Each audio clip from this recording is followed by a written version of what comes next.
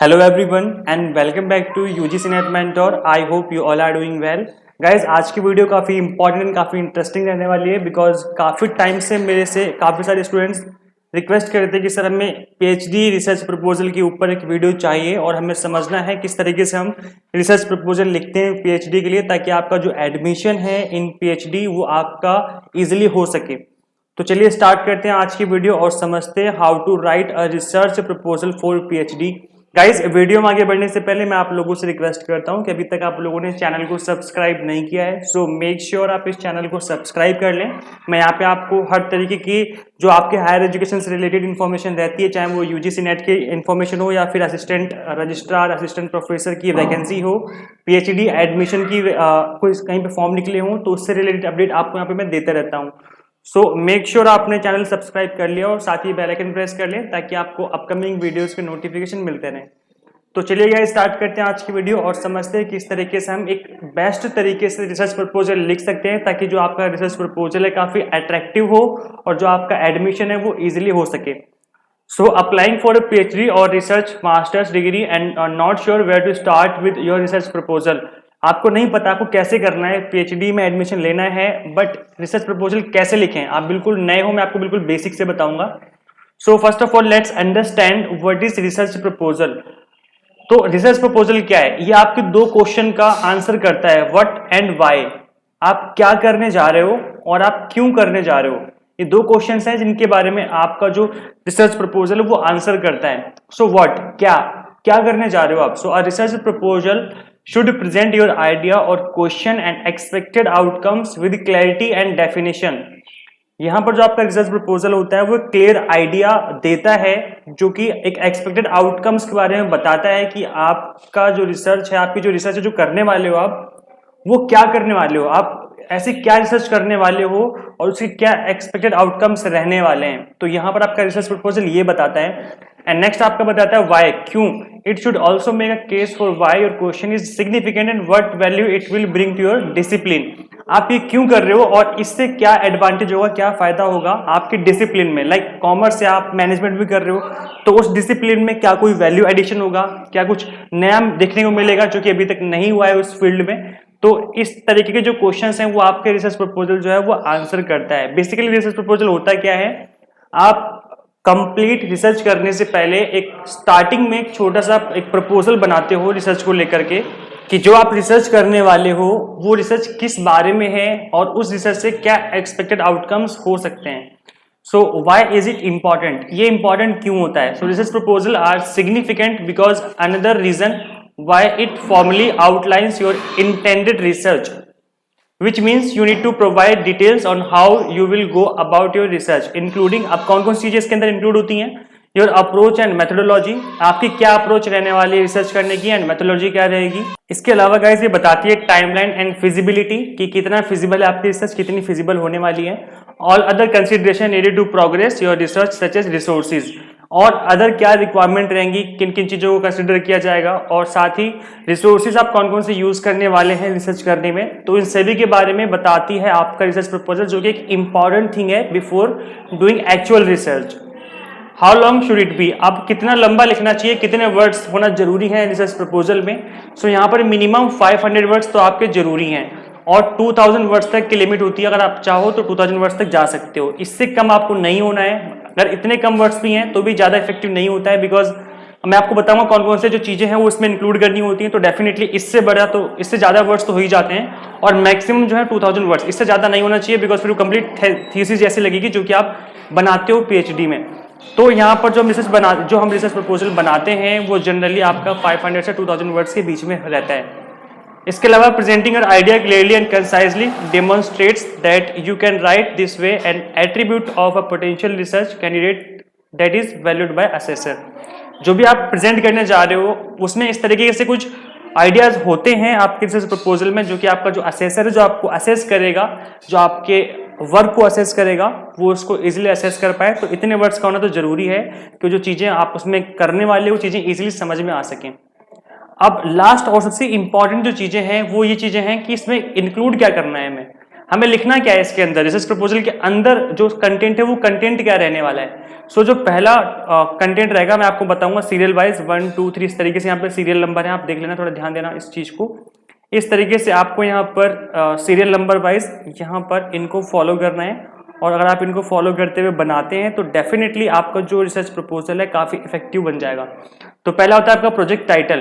Project title में क्या होता है, एक ऐसा नेम जो कि आपके पूरे के पूरे एरिया ऑफ रिसर्च को, जो भी आप रिसर्च करने जा रहे हो उसको क्लियरली और कंसाइजली बताता हो कि आपका जो एरिया ऑफ रिसर्च है या जो भी आप रिसर्च करने जा रहे हो वो क्या है। देन इसके बाद आता है आपका रिसर्च सुपरवाइजर। अब गाइस यहाँ पर रिसर्च सुपरवाइजर क्या होता है, यहाँ पर जो आपको सुपरवाइज करते हैं ऐसे प्रोफेसर जो आपको सुपरवाइज करते हैं आपके पीएचडी वर्क के लिए, तो उनको बोलते हैं रिसर्च सुपरवाइजर। अब यहाँ पर हमें पता नहीं होता कि आपका रिसर्च सुपरवाइजर कौन है, तो जहां भी आप अप्लाई करने जा रहे हो, जिस भी यूनिवर्सिटी में या जिस भी कॉलेज में आप अप्लाई करने जा रहे हो, रिसर्च सुपरवाइजर को आपके बारे में आइडिया लग जाता है कि आपके डिपार्टमेंट के ये रिसर्च सुपरवाइजर हो सकते हैं या हैं, तो आपको उनके बारे में लिखना है इसके अंदर कि वो कौन है, कहाँ से पढ़ाई लिखाई करी है, उनके बारे में थोड़ा सा ब्रीफली बताना है। और इस तरीके से बताना है यहाँ पर कि आपका जो एरिया ऑफ रिसर्च है, जो आप रिसर्च करने जा रहे हो, वो यहाँ पर मैच करना चाहिए। ऐसा नहीं कि आपका एरिया ऑफ रिसर्च अलग है, इनका डिसिप्लिन अलग है, ठीक है। वैसे होता नहीं है, आपको आपके डिसिप्लिन के ही सुपरवाइजर अलॉट किए जाते हैं, तो आपको यहाँ पर पता होना जरूरी है कि यहाँ पर आप जो आपके सुपरवाइजर है वो क्या है, इसलिए उनको यहाँ पर इंक्लूड किया जाता है। प्रपोज्ड मोड ऑफ रिसर्च, आप किस तरीके से रिसर्च करोगे, आप ऑनलाइन करोगे, ऑफलाइन करोगे, फील्ड में जाकर के करोगे, किस तरीके से आपका मोड रहेगा वो उसको आपको यहाँ पर डिफाइन करना होता है। देन एम्स एंड ऑब्जेक्टिव्स, आपके रिसर्च के एम्स क्या हैं, इसके ऑब्जेक्टिव्स क्या हैं, क्यों करना चाहते हो आप रिसर्च, इसके आउटकम्स क्या हो सकते हैं, क्या क्या फायदे होंगे, तो इन सभी को आपको यहाँ पर एक्सप्लेन करना है। देन इसके बाद आता है आपका सिनॉप्सिस। सिनॉप्सिस क्या होता है गाइस, सिनॉप्सिस होता है आपका समरी ऑफ रिसर्च। जो भी आप रिसर्च करने जा रहे हो उसकी समरी, कुछ वर्ड्स में आपको इन सभी बातों के बारे में बताना होता है, that is synopsis, that is summary of research, ठीक है।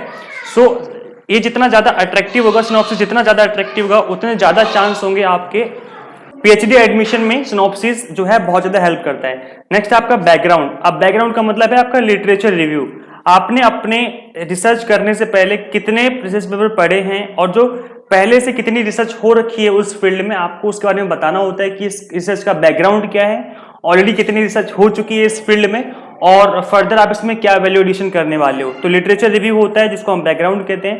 देन इसमें आता है आपका एक्सपेक्टेड रिसर्च कॉन्ट्रीब्यूशन, आप जो रिसर्च करने वाले हो वो कितना कंट्रीब्यूट करेगा आपके एरिया में, आपके डिसिप्लिन में, उसको यहाँ पे आप मेंशन करते हो। ये आपका एक्सपेक्टेड होता है, आपका एग्जैक्ट नहीं होता, एक्सपेक्टेड होता है कि हाँ ये हम वैल्यूएशन कर सकते हैं, ये एक्सपेक्टेड है। प्रपोज्ड मेथोडोलॉजी, आप किस तरीके से रिसर्च करोगे, आपकी मेथोडोलॉजी क्या रहने वाले हैं, कौन कौन से मेथड्स आप यूज करोगे, तो उनको यहाँ पे आप मेंशन करते हो और इन्हीं मेथड्स का आप यूज करते हुए रिसर्च करते हो।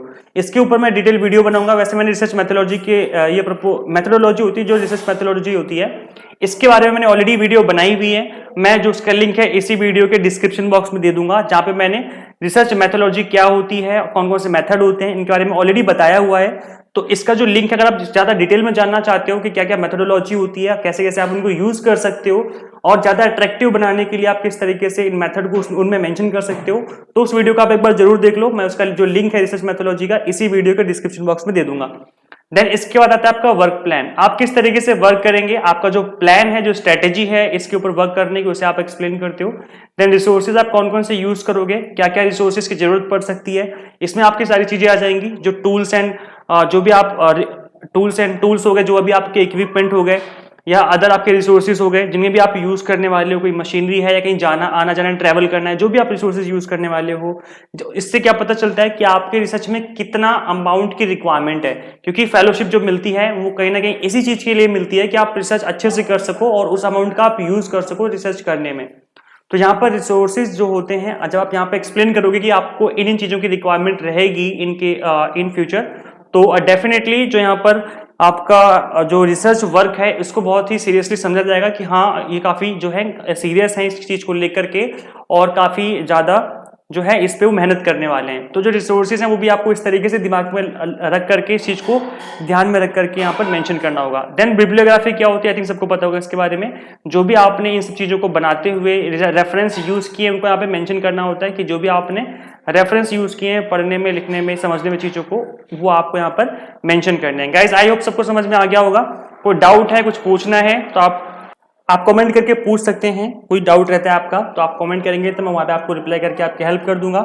और गाइज कमेंट करके बताना कि आपको वीडियो कैसी लगी। एंड गाइज साथ ही आपको इस वीडियो को ज्यादा से ज्यादा इतना शेयर करना है ताकि सभी की हेल्प हो सके। जो भी आपके फ्रेंड्स हैं जो पीएचडी करना चाहते हैं, जो प्लान कर रहे हैं पीएचडी के लिए, आपको इस वीडियो को ज्यादा से ज्यादा शेयर करना है उन सभी के साथ, ताकि सभी को आइडिया लगे किस तरीके से हमें रिसर्च प्रपोजल लिखना होता है। So guys, how to qualify UGC NET in first attempt in order to score good marks, you need to do target based study. अब गाइस टारगेट बेस्ड स्टडी से क्या मतलब है हमारा, जो भी आपके टॉपिक मेंशन है आपके ऑफिशियल सिलेबस में, उन हर एक टॉपिक को हमें बहुत अच्छे से कवर करना है, डिटेल में कवर करना है। और उन सभी टॉपिक्स पे हमें एमसीक्यूज की प्रैक्टिस करनी है और साथ ही प्रीवियस ईयर के पेपर्स भी हमें सॉल्व करने हैं उन सभी टॉपिक्स के ऊपर। तो मैंने आप लोगों के लिए यहाँ पर कंप्लीट बंडल बनाया है जिसमें हमने यूनिट वाइज हर एक टॉपिक को कवर किया है, हमने हर एक टॉपिक का एक्सप्लेनेशन गिवन है इसमें, plus unit wise important MCQs हैं प्रैक्टिस के लिए, प्लस प्रीवियस ईयर के पेपर्स हैं with solution. So this is complete bundle for paper 1। अगर आप पेपर 1 के नोट्स को कवर करेंगे प्लस वीडियो लेक्चर्स को फॉलो करेंगे तो डेफिनेटली आप पेपर 1 में बहुत बहुत अच्छा स्कोर कर सकते हैं। एंड गाइज इन पेपर 1 के अलावा मेरे पास कॉमर्स के नोट्स अवेलेबल है। फॉर पेपर 2 आप कॉमर्स के नोट्स भी अवेल कर सकते हैं मुझसे। तो अभी फिलहाल के लिए पेपर 1 इन कॉमर्स अवेलेबल है। गाइज इन नोट्स के रिगार्डिंग आप मुझे गिवन नंबर पे व्हाट्सएप करेंगे तो मैं आपको कंप्लीट डिटेल्स और साथ ही डेमो नोट्स जो हैं वो शेयर कर दूंगा। कॉल प्रेफरेबल नहीं है बिकॉज मुझे कॉलेज में भी लेक्चर लेने होते हैं तो कई बार मुझे टाइम नहीं मिल पाता है कॉल पिक करने का। अगर आप मुझे व्हाट्सएप करेंगे तो डेफिनेटली मैं आपको यहाँ पर रिप्लाई करके आपको कंप्लीट डिटेल्स और साथ ही डेमो नोट्स भी शेयर कर दूंगा। सो गाइज इन नोट्स को बनाने में काफ़ी मेहनत लगी है, काफ़ी टाइम लगा है, इनको काफ़ी डिटेल में काफ़ी रिसर्च करके बनाया गया है। सो इन नोट्स के कुछ चार्जेस हैं। इन नोट्स को अगर आप लेना चाहते हैं तो चार्जेस पे करके आप इन नोट्स को ले सकते हैं guys. And notes are available in hard copy format. And guys ये जो नोट्स हैं वो बुक्स के जैसे नहीं है, जैसे बुक्स होती हैं बहुत ज़्यादा कॉम्प्रिहेंसिव होती हैं। कई बार क्या होता है कि वो टॉपिक भी गिवन होती हैं बुक्स में जो कभी नहीं पूछे जाते हैं और वो टॉपिक जो इंपॉर्टेंट है वो उस तरीके से गिवन नहीं होते हैं। तो इस तरीके से जो बुक्स होती हैं उस तरीके के नोट्स नहीं है, कंप्लीटली एग्जाम ओरिएंटेड नोट्स हैं, highly exam target based notes हैं। तो इन नोट्स के रिगार्डिंग आप मुझसे इस गिवन नंबर पे क्वेरी कर सकते हैं, मैं यहाँ पे आपको बता के आपकी हेल्प कर दूंगा। And guys, thank you for watching this video. Share this video with all UGC NET aspirants and subscribe for UGC updates and assistant professor job updates. Guys, कोई डाउट रहता है, कोई कमेंट होता है, I mean कोई doubt है, कोई query है तो आप इसी वीडियो के कमेंट सेक्शन में आप कमेंट करेंगे तो मैं वहाँ पे आपको रिप्लाई करके आपकी हेल्प कर दूंगा।